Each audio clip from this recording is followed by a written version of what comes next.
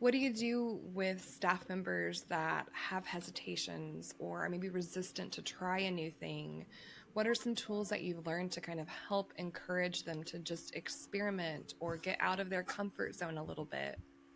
Yeah, so that'll happen. So Um, it's fortunate, but I remember back um, when we were with your mom, and we would have teachers that had been there for like 20 or sometimes 30 mhm, years, and you're trying to introduce something new to them, which can be very scary. And so, kind of in those mhm, situations, what I always like to do is just go in and have a conversation. We'll go in and mm, talk in the room and just, hey, how things are going, and have you, how are you doing with this, or how are you doing with that, and just trying to get them to open up about how things are going and what their hesitations are or might be in mm, something that we might be doing.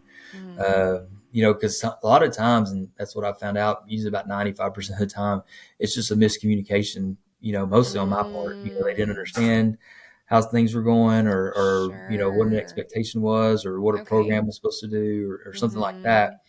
And so you clear up some of those miscommunications, and then also mm, allow them some time and say, hey, you don't have to do this right now. Like, mhm, this is just something to grow into, and just mhm. take one step. If you just take one step and see how that goes, and then that'll allow you to take the next step.